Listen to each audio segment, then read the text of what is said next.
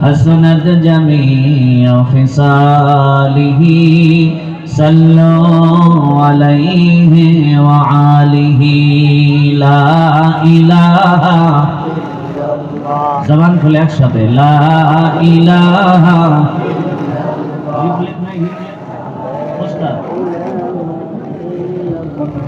লা ইলাহা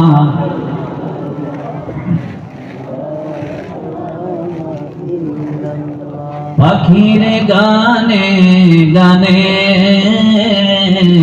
নদীর কলতানে যারা বলে মারহাবা। এতগুলি মানুষ আওয়াজ হয় না, আরো ধরে মারহাবা। পাখির গানে গানে নদীর কলতানে ওই নামেরি সুর ভেসে রায়, ওই নামেরি সুর ভেসে রায় লা ইলাহা লা ইলাহা লা ইলাহা ইল্লাল্লাহ মুহাম্মাদুর রাসূলুল্লাহ সাল্লাল্লাহু। ভারতের কোন প্রদেশ এটা? পশ্চিমবঙ্গের নদিয়া জেলার কোন গ্রাম? শান্তিপুর। আজকের এই তাফসিরুল কোরআন মাহফিলের সম্মানিত সুযোগ্য সভাপতি সাহেব, যিনাকে মহান আল্লাহ তাবারক ওয়া তাআলা ইজ্জত এবং সম্মান দিয়ে সভাপতির আসন অলংকৃত করার তৌফিক এনায়েত করেছেন, সেই মহান মনিবের কাছে দোয়া করি আল্লাহ পাক যেন সভাপতির হায়াতে তাইয়্যিবা সিহাতে কুল্লিয়া দান করেন। সকলে বলি আমিন। যারা আমিন বলেন নাই তাদের তবিল থেকে মনে হয় সভাপতির তবিলে সওয়াব চলে যাবে, এরকম নাকি? যারা আমিন বলবো, সভাপতির জন্য যারা দোয়া করব, এই দোয়াটা আগে নিজের জন্য কবুল করবেন কে? যারা বলি কে?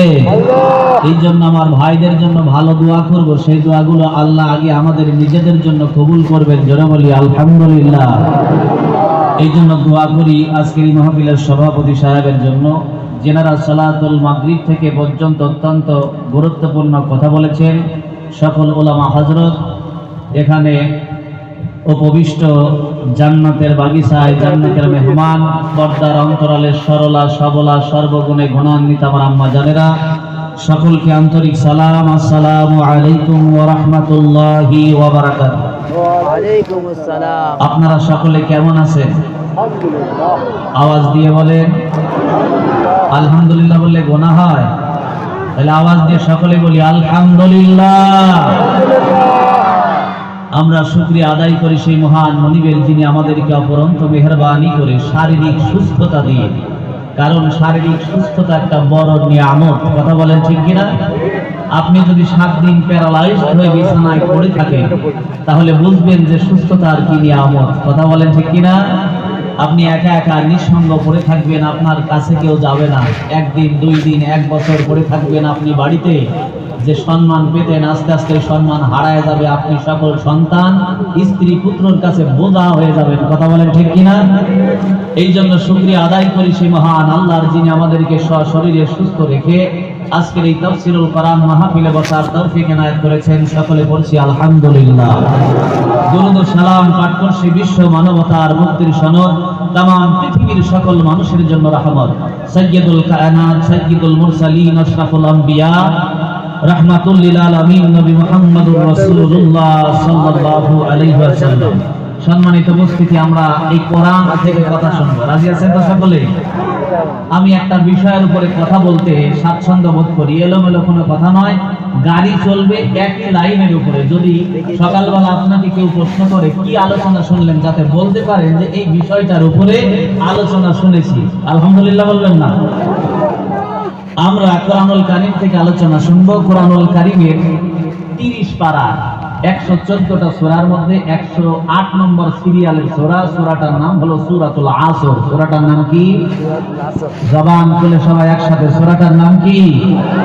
সূরাতুল আসর। এই আসর থেকে তেলাওয়াত করেছি, আলোচনা হবে ইনশাআল্লাহ।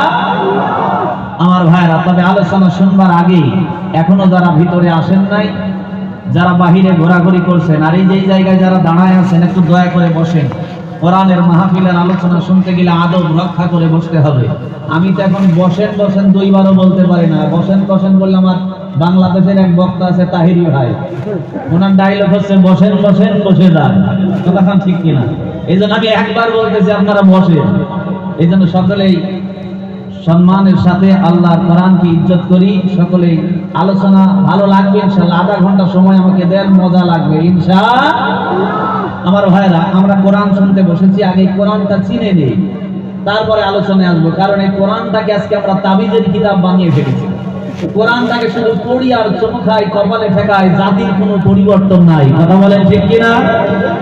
আমার ভাইরা, কথা এই কোরআনুল কারীম পৃথিবীর জমিনে আল্লাহ কেন পাঠালেন? কোরআনুল কারীমটা কি জন্য এসেছে? এটা খাবার কোনো বস্তু কিনা, ব্যবহারের কোনো জিনিস কিনা? এইটা যদি আমরা এখন এখান থেকে মহান আল্লাহ রাব্বুল আলামিনের কাছে প্রশ্ন করে দেই, দরদি আল্লাহ, আমরা তো জিন্দেগি ভর কোরআন পড়লাম, কোরআনে পড়ার মাধ্যম দিয়ে আমার পরিবর্তন আসলো না। আসলে কোরআন জিনিসটা কি বুঝতে পারি না, একটু বুঝতে চাই।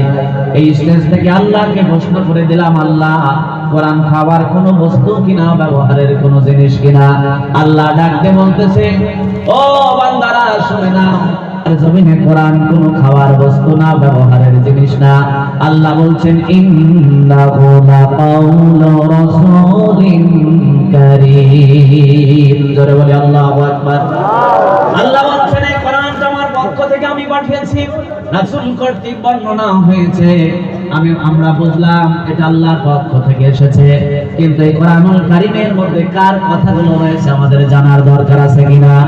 আমরা যদি চিন্তা করি কোরআনুল কারীমের মধ্যে বিশ্বকবি রবীন্দ্রনাথ ঠাকুরের কোন লেখনী আছে কিনা, কাজী নজরুল ইসলামের কোন কবিতা পদ্য আছে কিনা, আমরা আল্লাহকে প্রশ্ন করে দিলাম, মাবুদ ইলাহি, এই কোরআনুল কারীমের মধ্যে যে কথাগুলো রয়েছে, কথাগুলি কার? প্রশ্ন আছে না নাই?